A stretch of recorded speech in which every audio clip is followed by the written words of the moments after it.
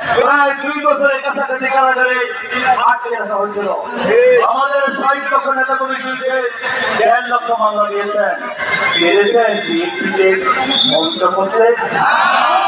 আজকে শুধু বলতে চাই, বিএনপি হচ্ছে ফিনিশ পাখির মতো আমাদেরকে যেখানে ধ্বংস করবেন, সেই ধ্বংসপথ থেকে আমরা হাজার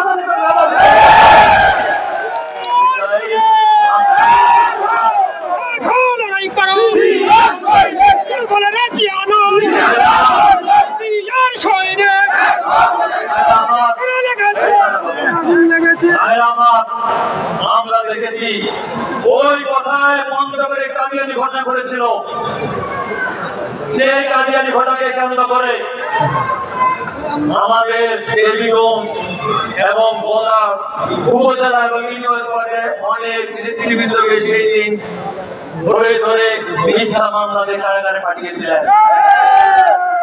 এর আগে ওই সোনাহারে এমন কোন নেতা কর্মী নাই তাদেরকে মামলা দিয়ে জেলখানায় পুড়িয়ে রাখে নাই। এই দেবীগঞ্জ বোলা পঞ্চগড়ে হাজার হাজার নেতা কর্মী মামলা দিয়েছেন, মিথ্যা মামলা দিয়ে জেলে পুড়ে রেখেছেন। আমাদের দেবীগঞ্জ উপজেলা পৌর বিএনপি আমাকে পেরেছেন, ধ্বংস করতে পেরেছেন। আজকে সাথী হাসিনা, আজকে তুমি পালিয়ে আছো এই দিল্লিতে। আজকে তোমার প্রত্যেকটি নেতা কর্মী পলায়ন অবস্থায় আছে। শাসন জারি করে, শাসন জারি করে কখনোই কোনদিন কোন দলকে ধ্বংস করা যায় না। সেটাই হচ্ছে বিএনপি।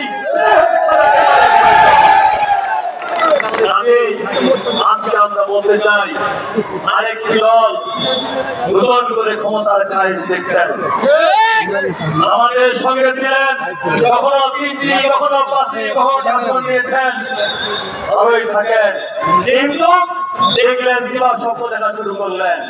সেই দিবা স্বপ্ন দেখা শুরু করে আজকে বিএনপি নেমে বিভিন্ন রকম মিথ্যা ট্যাগ দিয়ে বিএনপি শীর্ষ পর্যায়ের নেতৃবৃন্দ শূন্য করার চেষ্টা করছেন। কথা আমাদের পরিষ্কার।